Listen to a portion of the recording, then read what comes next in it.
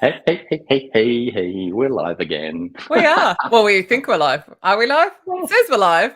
I'd, I I'd bet. I like to bet think there's we're a live. big delay before it hits LinkedIn. Oh, that's fine. Let's just keep dancing for the moment then, and just sort of see what Are happens. we dad I know. dancing like we would do at our age? I don't know. I mean, I don't necessarily class that as dad dancing. I get away with that currently, right? So let's not be too critical straight away. Okay. Hi everyone, we're Hi. back. We're back indeed. You asked. You asked, and here we are. And we'll Sorry. explain why, yeah, why we're back and what we're intending to do with this particular live show called Hear the Talent, which we actually started to change the format about 2 minutes before this live show, which is always great, right? So True you know it's story. organic and it's definitely real and authentic, and that's us, right? It is. It is.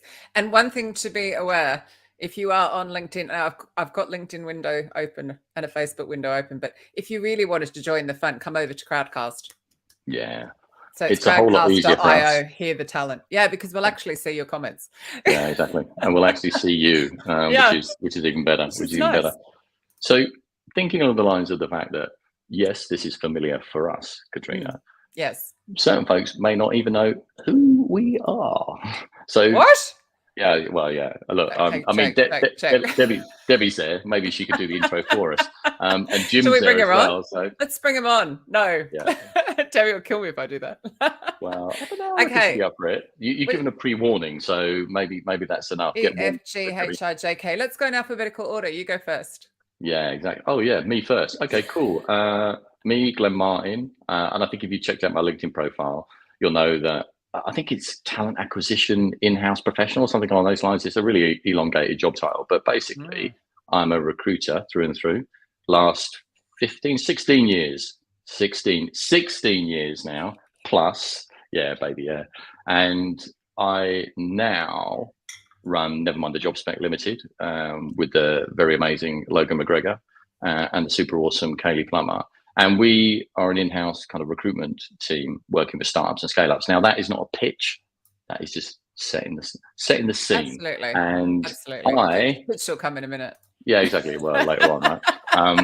And one of the things one common theme that both Katrina and I share is we're super passionate about people. And that's why we're in this people space. And we met 16 years ago when I first started in recruitment. And we're still here, kind of advocating for for recruiters, talent acquisition people, HR folks, hiring managers. You'll come to that in a second. Yeah, But anyway, I feel like I'm stealing a bit of thunder here. That's okay. I was just checking. We've actually gone out live everywhere, and I've just seen cool, the freeze frame on Facebook. So, oh, okay. Do we look good? As usual, I'm like got a cup of tea in my mouth. Katrina Collier, please introduce yourself to Katrina the Collier. audience.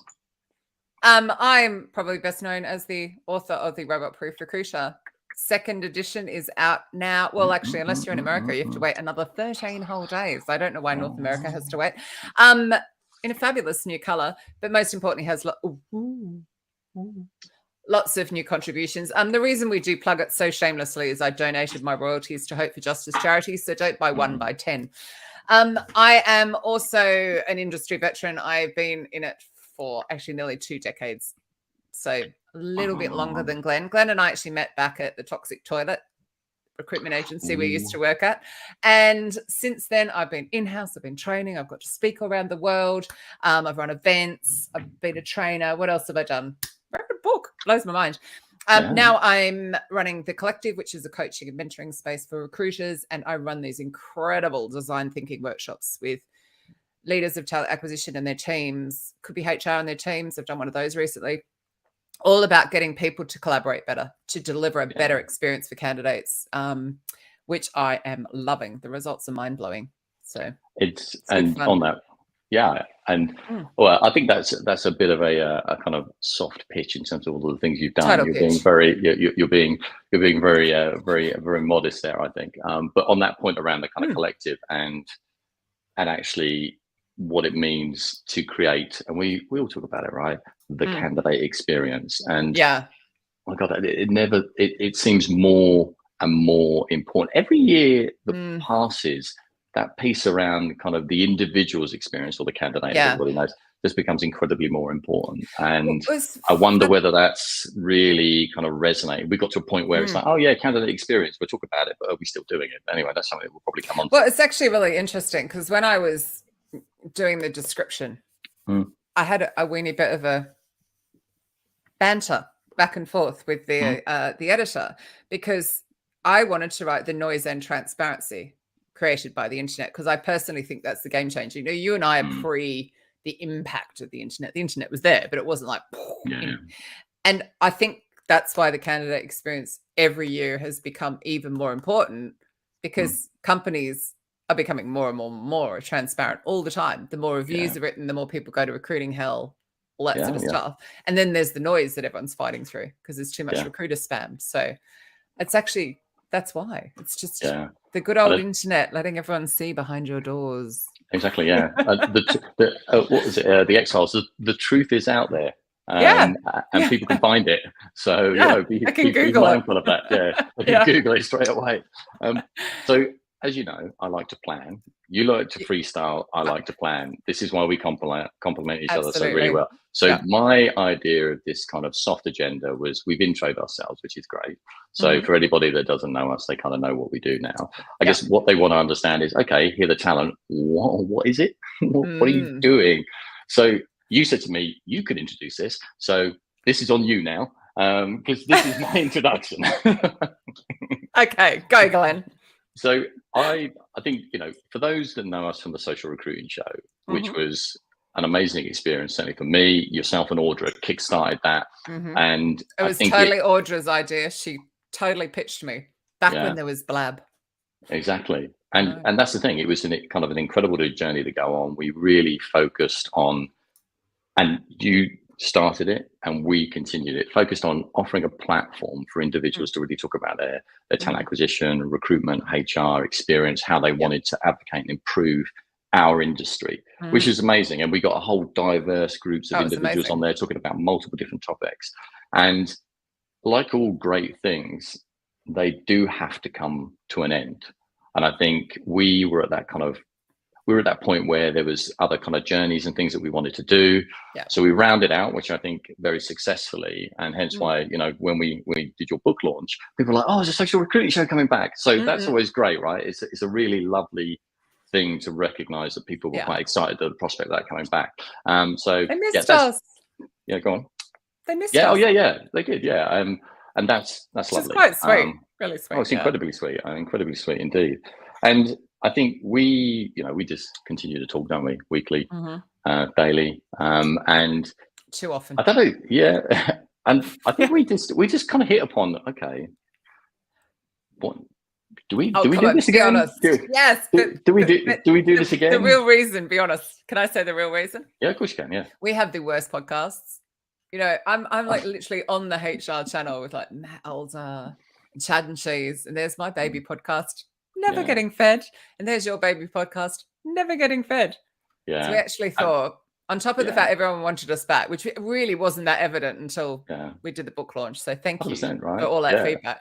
Was actually we will use this to feed our podcasts as well. And then we changed our mind. Different aspects. And then we changed our mind. I'm still going to feed my podcast with it. It's just going to be slightly different. I think it's one of those things we were like, okay, cool. We could potentially give our podcast a platform. But which is why you'll see it in the image. Yeah. But that might not be there next week, simply because we decided I think we discussed this, right? I mean, 2 minutes ago we discussed it, in so much as my podcast is just a passion project, right? I love the people and the guests on there. So it's never going to be a kind of commercial entity. And I think for you, your podcast is definitely very informative and genuinely really draws down a lot of, you know, hiring manager experience. So if you haven't checked it out, folks, do check it out. And then we were like, okay, can we forge the two? And then we decided, no, actually, let's just freestyle and let's go for Hear the Talent. And here it is, folks. So it might change in a month, but the main thing is that we're back, and we will be back every fortnight, and it will be at 1 p.m. UK time. And I say UK time because if you go with British summertime or whatever, it gets all confusing. So if you just always think it's UK time. So much easier to check.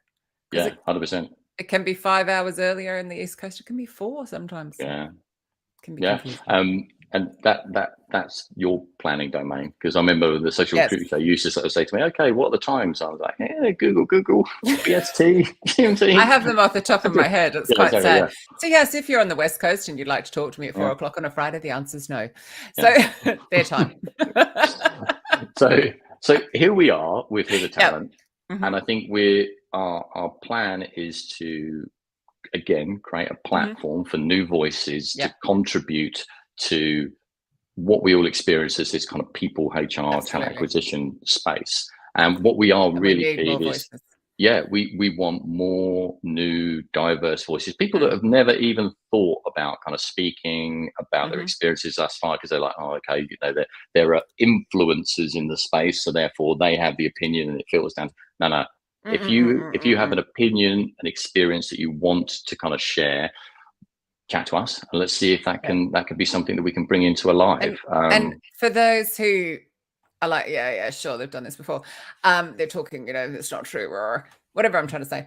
The event that I used to run that I'm no longer involved with, I launched a lot of new speakers because it matters to me. And I know it matters to Glenn as well. And actually I think you may well have been one of those new speakers. And also the social recruiting show was the same. There were always new voices. We need more voices. We need, and particularly diverse voices. You'll see those panels that pop up. Louise Triance, I don't know whether she's around. I think she might be on holiday. She'll, she and I particularly dislike manels. So we're always looking for that. So if you do, pop your hand up. But we're not just looking for recruiters. Please be aware this is going to be quite different. Yeah, as well. 100%. I think I've already kind of floated the idea to a couple of individuals, and we're looking at people that have a vested interest in improving one, the quality of the kind of recruitment and hiring process, two, the quality of the environment and culture a business creates when they add people to their team. So whether that's a hiring manager that's either having some challenges in the current UK talent market, which I can imagine most would, or worldwide.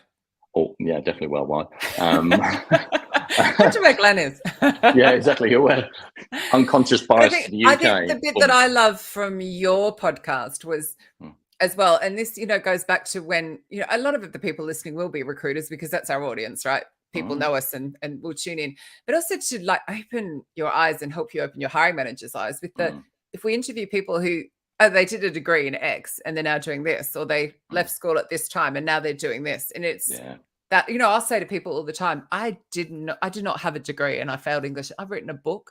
And I think it's those stories I want to get out to inspire the next generation. And also for us to sit up and go, well, do we really need that qualification for that role? Is it possible actually we could get somebody with industry experience or whatever? So I'm looking forward to that side. I love the journeys that you had, the stories. 100%, and kind people of are fascinating. Oh, incredibly fascinating, and I think it's we certainly from an education perspective in the UK. I'm biased to the UK here, and from an education perspective, I'll get him to. There's almost like a linear route that you're expected to kind of take. But I think as and thank you for the compliment, has been proven through Never Mind the Job Spec, the podcast. People's career journeys are never linear.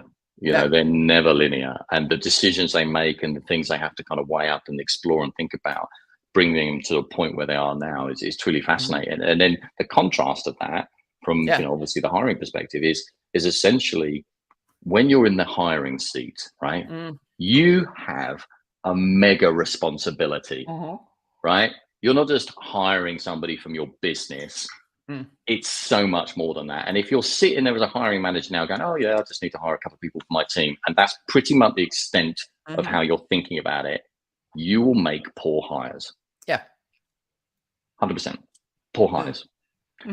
Because you are not invested, you're not leaning in, you're not thinking about the experience those individuals are going to have, you're not thinking about how they will go through the process, what their experience of you, your company, et cetera, et cetera. It's so much more than that. And the impact that they'll have on the bottom line if you get it right or if you get it wrong. And folks, chock-a-block full of facts on this, right? Now that is an absolute unashamed plug But I donated my royalties to charity. Plug away, plug away. Can I just do a shout out to Sansu, who's at, I can't remember where Sansu is. She's in Europe, Glenn. And Jitendra, who's joining from India as well. So see? Howdy. I'll get him out of the UK thinking. Yeah, I'll take that compliment, Steve. I've been called a lot worse, so thank you. Where am I seeing? Oh, I'm missing one, am I? Yeah, he's just come up. US. Yeah. But yeah, Chris, thank you. It's that point you make.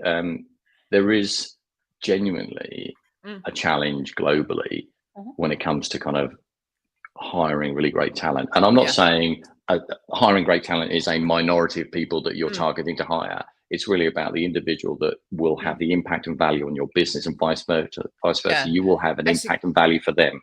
So it's more matching than identifying the top 10% and hiring them. Yeah, and then maybe not having the top 10% of work to give them to do, but that's another whole topic. Yeah. Just on that. Now, I'm not an economist, so, but this has come up in conversation so many times recently. I feel like a little bit like the media is scaring us into a recession. Now, I know the UK has shot itself in the foot. I mean, Brexit, pandemic, Tories, need I go on? So, yeah, we're not in a great state. And I know the US is struggling a bit. So, it's not unusual for us to have like zero growth for every so often. And there are still people hiring, and there are still companies really struggling to hire. So I feel I'm not an economist way that we over downsized. Apparently, if I say over fired, it's really offensive, but we over downsized in 2020. Maybe we overhired in 2021 and now we're leveling out. Yeah. Now, I could be wrong. There, of course, will be companies that have gone, oh my gosh, what are we doing? That's fine, of course. But just be aware when you see the layoffs thing all the time, keep an eye as well on the companies that are still hiring, because that's really the truth of what's going on. Yeah. That will make you feel a lot more comfortable. I just feel like the media is stirring up a bit of a frenzy at the moment. So disclaimer for everybody, yes, we will get political on here, and yes, we're not economists. And we're not economists. So you can't sue us. Exactly. But it's just like, keep an eye on your feed and see and also if your feed is just full of layoffs, maybe you need to, I don't know. Well, it's interesting because my feed is not, it's just full of people getting jobs. Yeah. So, I mean, I'm going to throw this out there, right? I mean, there was this whole piece around the great resignation post kind of pandemic, wasn't it? It was like, oh my God, everybody's going to leave their jobs and find new jobs and stuff. Personally, I didn't, in my small corner of the world in terms of recruitment, I didn't see that. I didn't see the mass resignation. I didn't see, this mass shift of individuals kind of moving to different jobs. I saw an increase in opportunities because businesses realized through the pandemic that their commercial models weren't particularly concrete or built on good foundations. They slashed HR, sales, support functions, etc. So what I saw was an increase in opportunities because they were trying to hire all these people back. And then ultimately that kind of created a kind of surplus of opportunities for people to move if they decided to. Yeah. Sorry, go on. No, I was just thinking of my network. I've seen a lot of people who perhaps have been in their job 6, 7, 8, 9 years, changing jobs. Yeah. They're quietly resigning, apparently. Apparently that's the new buzzword. Yeah. And didn't we all just used to quietly resign? We'd go in and resign and leave. I don't know. I don't understand what a non-quiet resignation is. But anyway, it's the latest Maybe that's over email as opposed to saying in person. But quiet resignation is via email. Oh, you just I've no idea. I'm just rolling with it. So Debbie, what is quiet quitting? Literally, what is this? They aren't quitting, they're quiet quitting. I mean, it's just exactly. Anyway. I do think that it'll be really interesting to see. I think we're still trying to feel our way, aren't we, with the whole how many days in the office. Gemma Dale, who's a total where's her book? Damn it, I had to clean up. It's not here. Anyway, Gemma Dale, who's a total expert in all of this hybrid working and remote working, was saying that actually it's coming down to 1 day a week. Employees just want to go in just 1 day a week. Yeah. And I'm like, so it's interesting to make that point. I think there's a bit of I think there's an acknowledgement that hybrid working now is a desirable. So when you're kind of I very rarely now see advertisements that don't have hybrid working or remote working option. But some companies don't really define what that is. And I was speaking to an individual today, and she kind of recounted. She was like, "Oh yeah, I applied for this opportunity. It said hybrid working. I'm like an hour and a half away from their particular location. So I applied, interviewed, and then she kind of got partway through the process. I think, don't quote me on that. And then they revealed to her that their version of hybrid working was 4 days a week in the office, 1 day a week from home. Yeah, no. Yeah, I mean that's not hybrid working. No. It's kind of like, really? That just sounds like you're giving somebody 1 day a week working from home. Yeah. The case. Quote that on the and just be upfront, guys. Just be I'm not allowed to say that anymore, folks. Be upfront. Just be upfront. Stop. It goes back to the transparency and the noise, right? So the more you mess people around, the more they're going to go and say, oh my gosh, they said they had hybrid, they said they had flexible, but actually this is what it is. Don't waste your time. They talk. And so often we just think about reviews. Or my favorite, thanks to Steve Levy, who is here chatting away in the comments over here on Crowdcast quite a lot, which is awesome. But, recruiting hell on Reddit, that stops your future hiring. This is the stuff, and it's like, I love what Clive is Sky Betting and Gaming, that the transparency Clive. With salary, right? And actually there's some case studies from him in the 2nd edition. Thank you very much, Clive.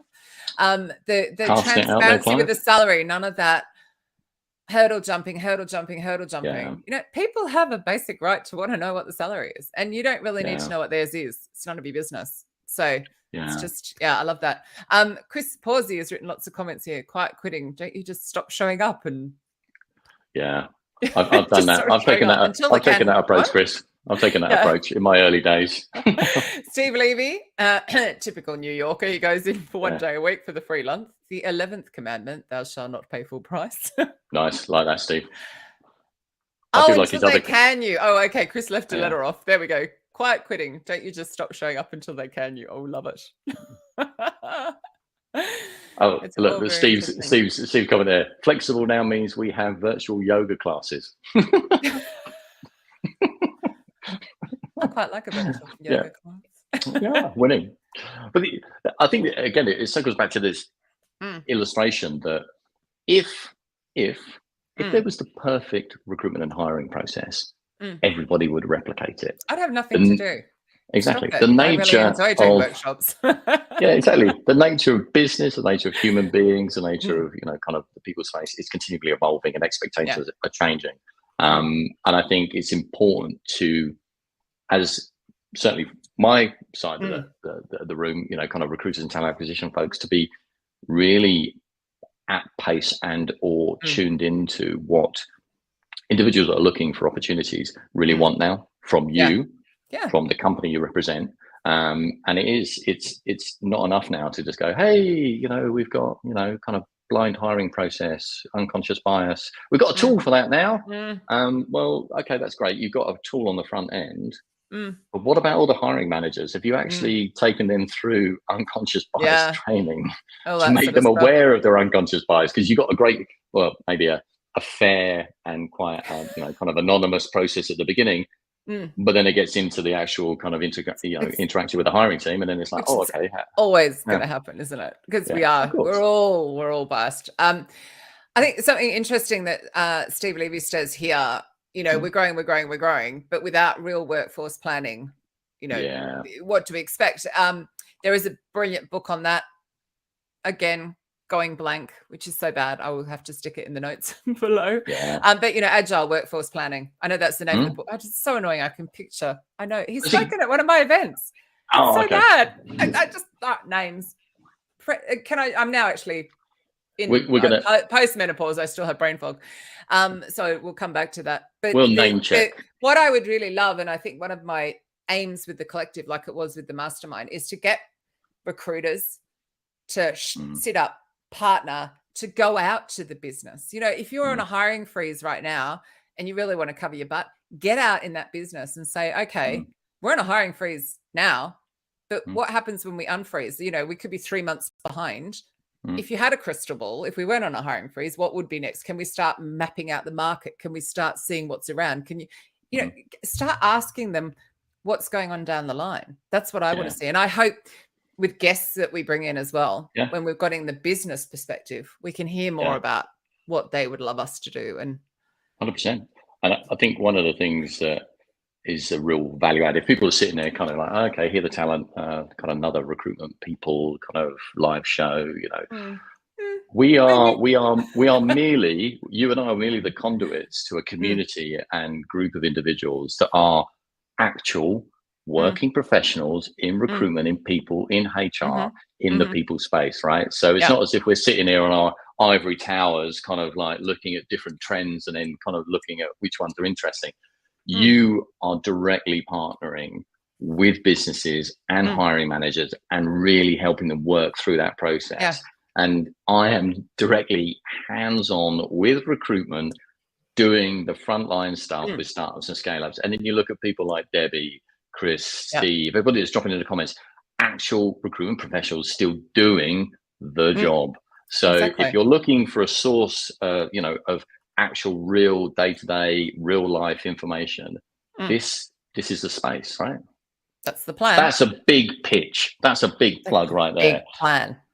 Yeah, that is a big plan. But, you know, we're always ambitious, right? No, but I mean, I just think of how many guests we had on our last show. It's just we're going to change who the guests are.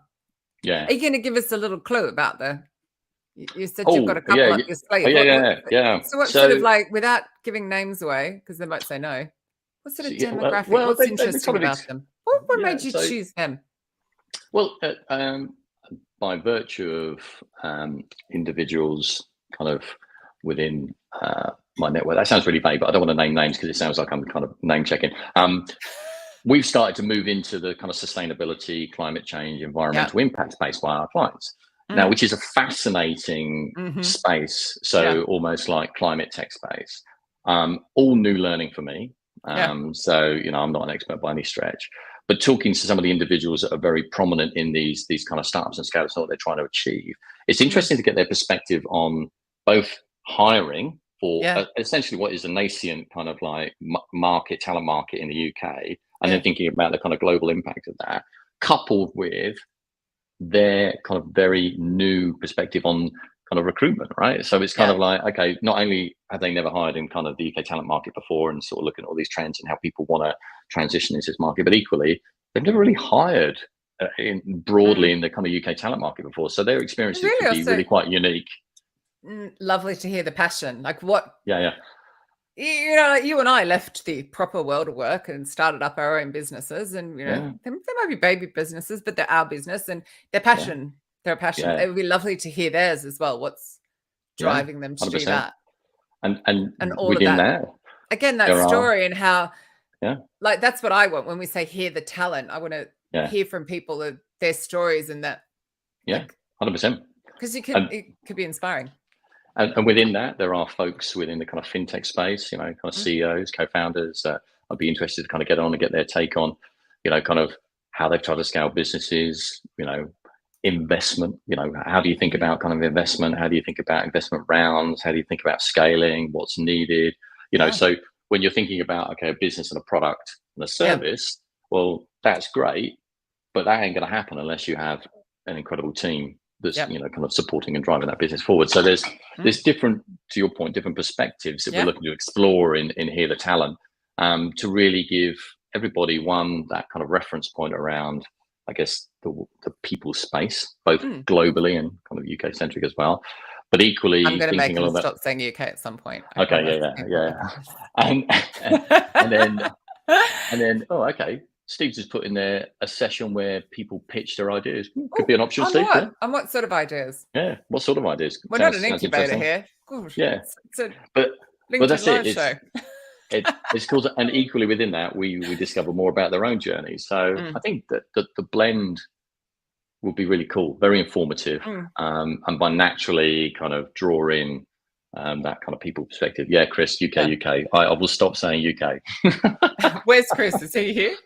Yeah, he's in the We've got Ahmed who's joining in from the I can't say that. It's so bad when it's like in French and I'm Australian.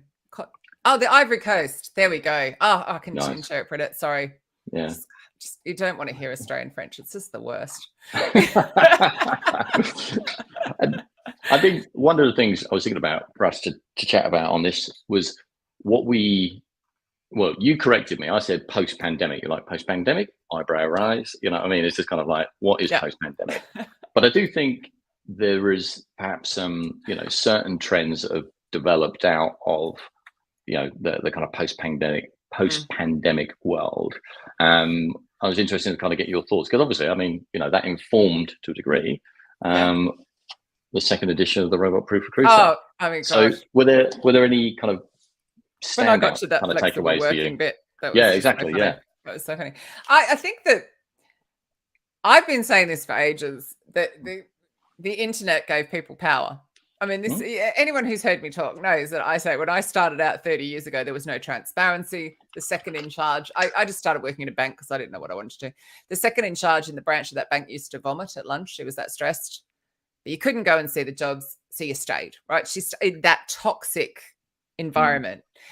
And the difference that the internet has made in that shift from be grateful you have a job to be, oh my gosh, you better be grateful you have employees, because they can leave. And we've already discussed some of that, haven't we, about how they're quiet quitting. Oh, and Debbie, thank you for the explanation there. The quiet quitting is actually you're doing your job, but you're not. You're like doing the absolute bare minimum. I would just see quiet quitters have been there forever then. They're just your usual unmotivated employees who are there for the paycheck. Right there. See, can one even say paycheck anymore? Do the kids know what a check is?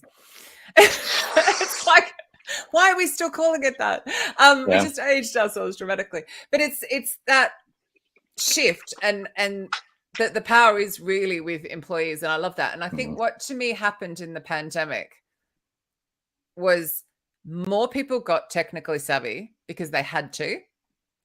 And that meant they even more embraced the internet and had that understanding that they have the power. Now, not everybody. I know there's people out there who can't find work because of the former biases we were talking about before, or the systems, or the just the BS. And I know that happens. I know there's ageism. I know there's so many biases and isms I'd love to deal with or get rid of. But there's that element of that shift.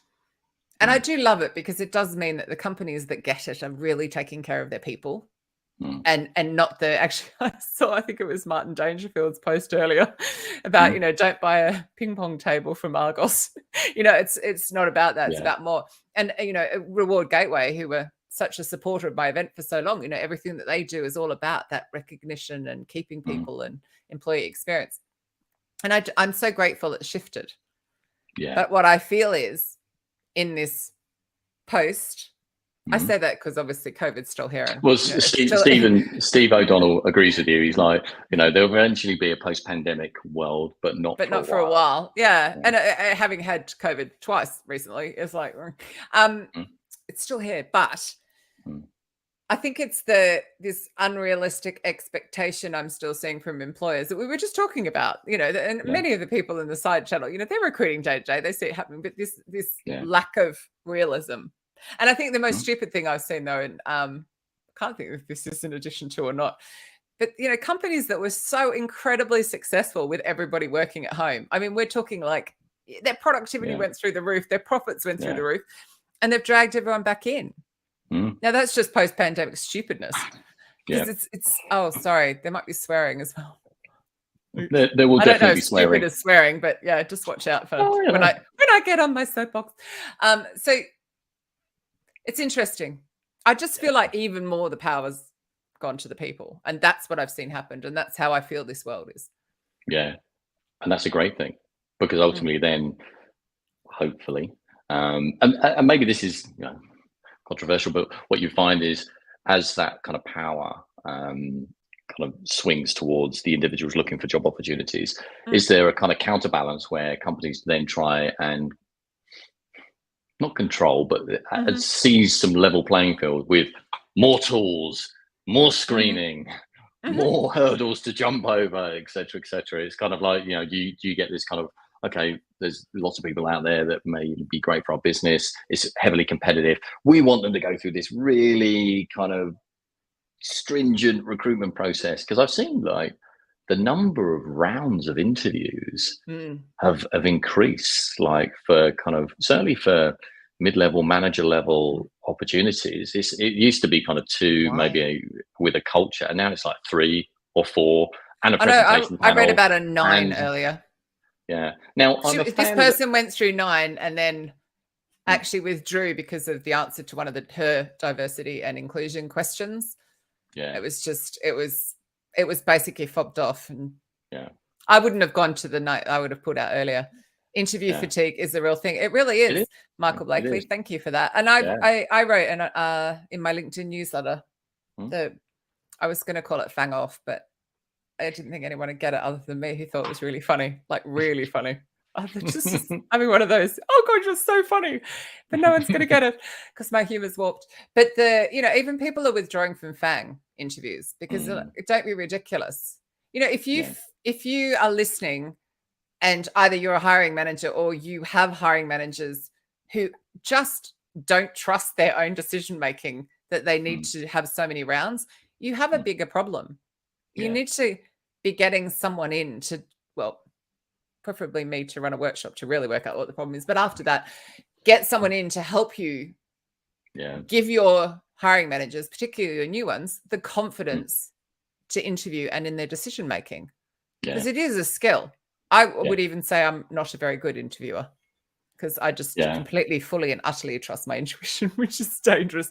But it's stop making people hurdle. I clear the hurdles. If you are recruiting people who have skills that are in high demand, you need to be removing the hurdles, not making it so ridiculous, because somebody else will snap them up without making them jump through all of that, and then not give them any feedback, which leads 86% of people feeling down or depressed. That is a fact. Recruiter ghosting leaves 86% of people feeling down or depressed. Do I need to say it a third time? No. I think you should repeat it at some point. Yeah, definitely. You will find those stats and the research on end-ghosting.com. And the Circle Back Initiative also has data. It's not my data. I'm in agreement with Steve. Like he said, the more time he spends in kind of TA, the more he craves simplicity in the hiring process. I think I was going to say I am a fan of the kind of presentation panel for certain roles, but you have to make sure that you're setting that up for a meaningful kind of Q&A and conversation, rather than the old, oh, give us a 30, 60, 90-day plan. You're like, based on what? Oh, no, so they can take that and go and implement it without you. Well, I hear that happening as well. The cynical side could be like, okay, they're taking that forward. But I think there is a kind of, there's only so much information you can actually glean from like the website and, kind of social media, and perhaps you don't actually get, kind of real data or real world information unless it's given to you as part of the process. So you have to think about the presentation panel, how meaningful it can be based on how much information you're prepared to share, and then actually try and kind of signpost individuals to make sure that they're kind of almost building their presentation on a foundation with a view that actually there's the ability for them to be a little bit more creative. And that's one thing that I keep finding at the moment. Hiring managers are, I want creative people. And I don't know whether this is a kind of result of a lot of commentary around creativity being the new kind of desirable kind of skill or mindset that is required for the next generation of businesses. But I'm like, okay, cool. Creativity. How are we calibrating and measuring that? Yeah. So it's not just subjective. It's very interesting. So in the workshop and master, which is the qualification I've done to run these design thinking workshops, I'm in touch with a lady called Maria, and she and I banter a lot like you and I do. So it's like this whole other world. She's an engineer, and she says, and actually Steve might back this up, she terrifies people if she says, right now I want you to bring out your creativity and let's design some solutions. They're like, because in their logic heads, they're not creative. Of course they are, but they don't like the word. The word puts them back. So I kind of agree with you. It's like, we need to tailor it for the audience. We need to be realistic. I must admit, though, I'm a cynic. I'd rather that if they had to do a presentation, it was actually, these are dummy stats. We want you to base it on this dummy stuff, because it too often, and I know this has happened to talent acquisition pros who put together the 6-month plan and it has been stolen from them. Which is so bad. Morally right. No, and of course, don't forget candidate experience, employer brand. You know where that's going to end up. Yeah, 100%. And Steve chiming in there as well, kind of sitting in on debriefs. Now, Steve, with respect, that's great for you because you know how to manage a debrief. You've been doing this for years, decades, as you say.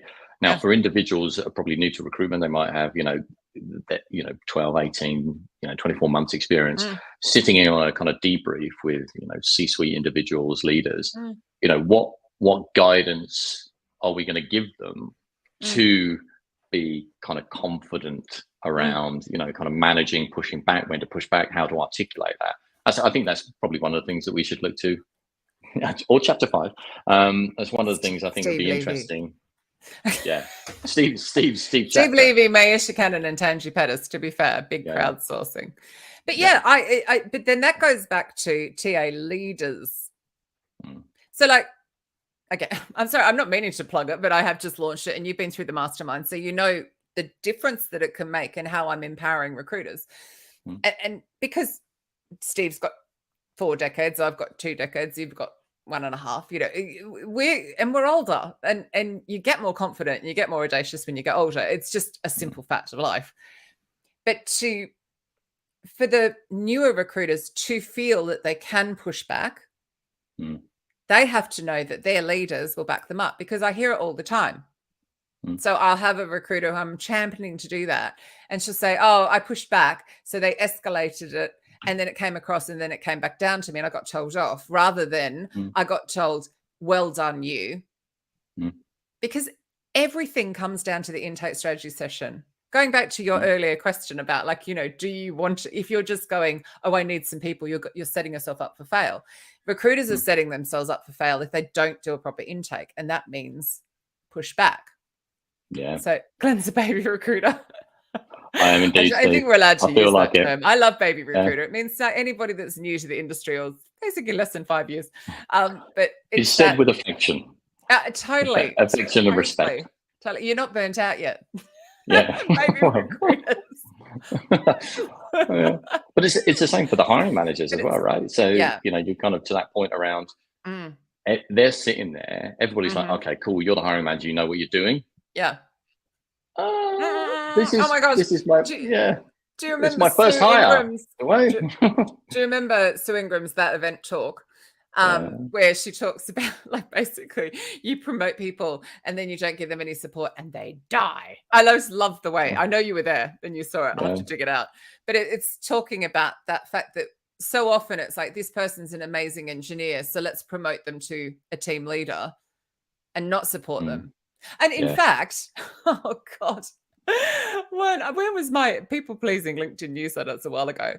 A talent acquisition pro, she gets promoted to be a leader. She said, could I please have a coach? Could I please have a mentor? I need somebody. I don't know what I'm doing. I've never ran a team. And they flatly refused to give her one. These are the people recruiting the people, and it's the people that make the company succeed. And what's worse was that the people that are meant to look after the people doing that. Yeah. And that to me is so dumb. If you're the people bringing in the people, you should get on really well with the people that take care of them, or the other way around, because then you'd have less work to do. Yeah. I think there's... Are you trying to keep up with, he's literally letting rip this? So anyone who's not watching on Crowdcast or listening to the audio will not understand that Steve is just writing an essay in the comments and we can't keep up with it. he's dropping the knowledge there. He's dropping the knowledge.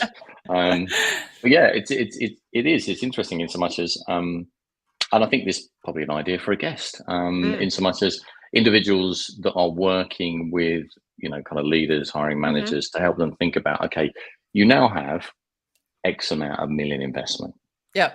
Your investors are expecting you to build teams, and you are somebody that's essentially landed upon a great idea, a great product, and you've never built a team before. And you've never hired recruiters or talent acquisition people to hire for you before.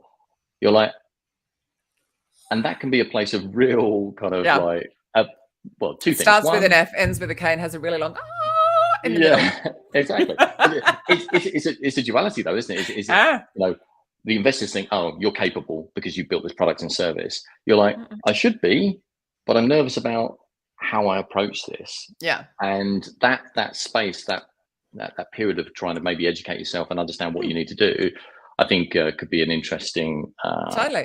show for us as we well. ourselves in our own baby businesses, as I call them, you've just been through, I actually won't hire anyone because it just fills me with a total fear to, have a team. I'd never want to lead a team. I just know that about myself. But you've just been through it. So you've just been through that whole experience of, am I choosing the right person? Oh my gosh, I have to delegate. Oh my gosh, will my clients trust this person as well? It's a big equally, thing, and there isn't enough. I don't think there's enough support in that area. So let's find someone. Added to that, am I good enough to lead people? I mean, it's kind of a big responsibility. I'm like, theoretically, I've put myself through training. I've kind of educated myself. But the same token, I mean, prior to kind of more recent experience, my previous leadership experience was an absolute car crash. I was an absolute. Was that like at the toxic toilet? Yeah, it was. I mean, I'm not being funny. Seriously, it brought out all of my insecurities. I mean, you know what I'm like, OCD, attention to detail, all that. It just over-indexed on all of these things. Can't have been a very positive leadership experience for the individuals in that team, thankfully. So that you carry that forward, right? Yeah, they still talk to you. A couple of them do, yeah.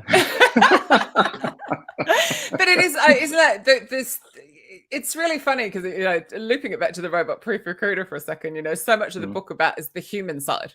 It's like how to use the tech to promote the human side, and that human, everything you've just said. It was vulnerable. I had to look at myself. I was curious with myself, and it was like, am I giving myself some self-compassion here while I'm going, oh God, I was dreadful. I didn't know what I was doing. It's very human. There's so much fear and so much vulnerability that goes into hiring those first people. And again, I just don't think that we provide enough support. I want to pick up on Michael's. What do you reckon is a good percentage success rate for a founder in that scenario? Do you think 75% would be great? I was doing my best reading a question voice.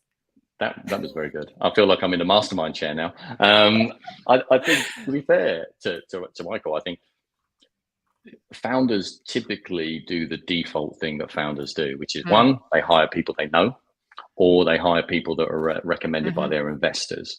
So is that successful hiring, or is that just relying on successful friending? The quality of the people in your network and the quality of people that you've worked with previously. And we've seen how well that worked out for the Tories. Yeah. Politics. And I wonder then who I'd vote for in an election. I've in my experience, and I can only talk from my experience, I've very rarely seen like two co-founders or a founder recruiting from the open market in their first 2 to 3 hires. Typically, we engage with them then when there's 3, 4, 5 people, and possibly a few other interested individuals are incoming, and then they have to kind of go to the talent market. So I think you can only judge that success rate when they actually go to the market with their talent brand, with their brand recognition, with their process, and all those sort of things. That's only.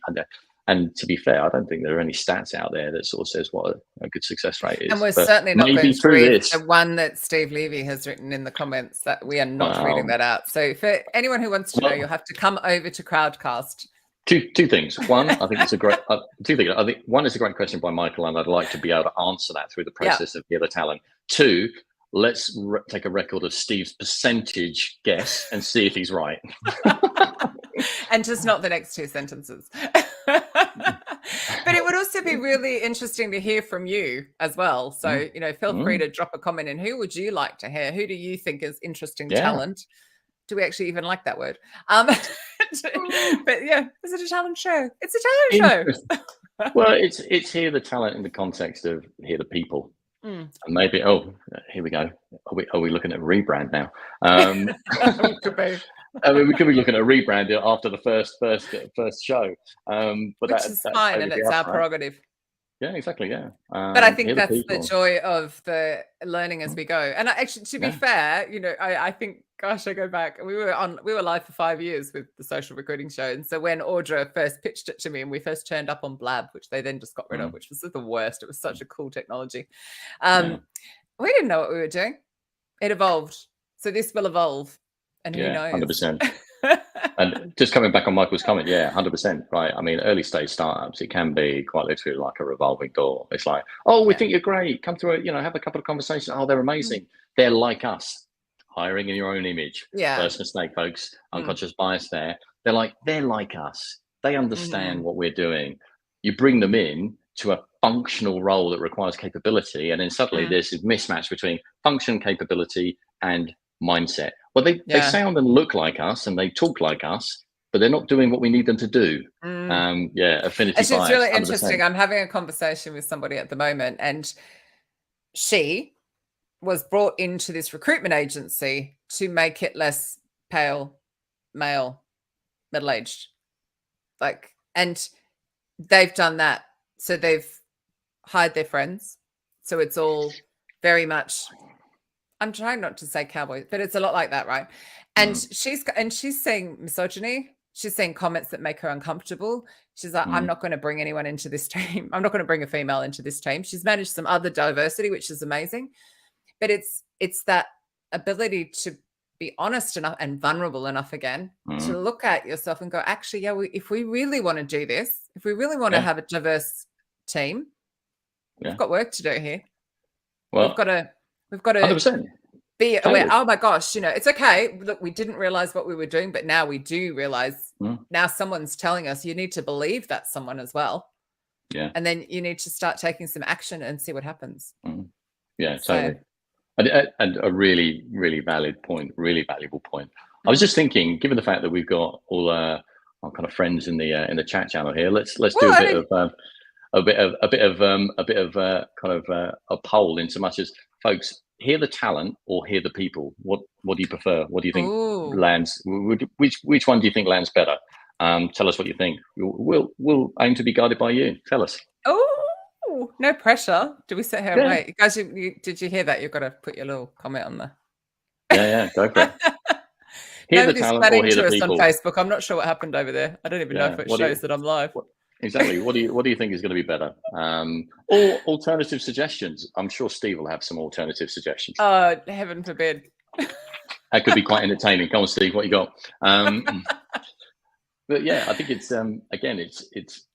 They've gone really quiet. I come back to that Everyone's point. Gone shy. Yeah, they're like, the social recruiting here. I quite like the talent. To be fair, okay. So one vote for hear the talent. I can be swayed either way. To be fair, do something with talent and people. Thank you, Michael. The same, no. We're looking at very very insightful. Okay, cool. Thank you, Steve. But yeah, it comes back to that point around essentially being able to offer real world experiences. So our guests are, they're not commentators on, the industry. They're people in it, doing things, taking activities, learning, being vulnerable. Okay, go on in. Hear the talent with it crossed out. How you can strike through people instead. Ooh, that's a bit of me, isn't it? Yeah, that's because hers is human to human. Did I get that right? That's the name of your business, isn't it? Yes. Yeah. Talent people. Yes, I want to just lose the talent. Live. Talented people live, maybe. But then that means we're ruling out people we don't think are talented. So that's me. Let's not do that. No. I know, I like that. Here and we'll cross it out and put people. That would be really fun to put that out as a podcast. That'll confuse all of them. Yeah, exactly. Make it fun. But yes, I think we have an idea of where we're going, which is good. I think this is the great thing, right? Is these types of lives.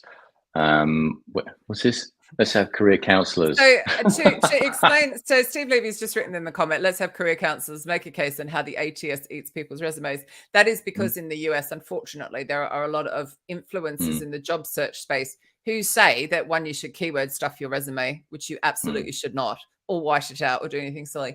And that it is actually robots that actually reject it's not. There'll be knockout questions when you apply. And then after that, it is absolutely a human. So for people thinking, what on earth? It's just, it's very big in the US, that conversation. It doesn't seem to be so much in Europe, thank goodness.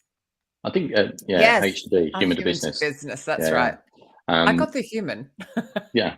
Always the important bit. And I think, so another thing that I think we kind of touched upon, so this won't be like a vendor pitch type thing. I think we're interested to kind of understand folks that are, kind of in that kind of rec tech space, but what we don't want is them coming on and kind of pitching their tools because we have no interest in that at all. Yes. It's more about, okay, how do they see the space kind of evolving and the pros and cons from that? So that's something we might explore. We might have somebody that developed a tool who exactly. we know has spent a lot of time as a hiring person or as a recruiter. That would be interesting as well. But exactly. Please beware, if you pitch that you might get ignored a little bit. Oh yeah. If we get loads of kind of vendor emails now, like, we'd love to be on here, the talent people. No, but we'd happily take sponsorship money. Yeah, exactly. It won't be a pitching show, Chris. Don't worry. I mean, no, never. There's a nice part of kind of Chad and Cheese's podcast where they bring vendors on and just completely lambast them. So I think we'll leave them to do that. Oh, that's their sweet spot. Bless Chad. He thought I was joking. I asked him to write the foreword. Anyone who watched my book launch will know. And he thought I was joking, asking a podcaster. I thought he was the perfect person. He knows a lot about tech and lambasting tech vendors. Exactly. And it's a great forward as well because his kind of tenure and time in the kind of recruitment industry, it gives you a story of his journey, which I think is super I laughed so much when I read it. I went, that's perfect. Really is. So the most important thing that you need to do right now is you need to go to your diary and you need to block out, not you, Glenn, this really better be in your diary, everybody else, the 31st of August, which is in exactly 2 weeks' time at 1 p.m. UK, which I think is something like 8 o'clock a.m. in the East Coast and 2 in Europe, etc.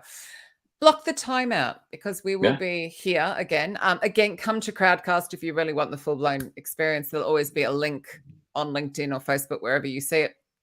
As Steve Levy says, of course, to buy my book because I donated my royalties to an incredible charity and Steve Levy's words are in it. I think that's why he's just said that. But 1 o'clock every other Wednesday. Bi-weekly? Every fortnight? Bi-weekly. Every fortnight. Take your pick. I said that to somebody recently and they went, what's a fortnight? I went, oh, gosh. Oh. It really shocked me. Yes. Yeah. There we go. No clue what a bookie is. Okay, cool. We can touch on that, Debbie. We have a lot of generally here who buzzword searches to qualify candidates. Yes. Oh, that's why keyword stuffing is a trend. Got you. Thank you, Debbie. Thank you, Debbie. Thank you. But we will be here. We will every fortnight, every 2 weeks, bi-weekly at we are 1 doing p.m. this, and it will be Hear the People. Hear the people. Hear the people. It was something Katrina and Glenn might say. Okay, cool. Yeah, and I think I'm super excited because I just think about some of the people we've already spoke to that could potentially be guests, and I'm loving the idea of giving them a platform to chat about the people space and their experience of it, whether they're hiring managers, whether they're recruiters, whether they're just general professionals, just business owners coming to it in work. Not when we say people space, we don't mean the HR department. People, just people. Yeah. Business owners that are kind of building teams, that have got successes, failed. It'll always be about the bringing the people in and keeping them bit, obviously. Yeah, exactly. But I mean, it's kind of interesting. Yeah, I'm excited. We'll see. It shall evolve. That's one thing that's guaranteed to do. It is definitely, but the great thing is we're guided by the guests. Yes. Right. We're not here on a particular agenda. I think it's really just setting that platform and having some really. I know, because I can say it with confidence, I know we're going to have some super interesting conversations and people on it.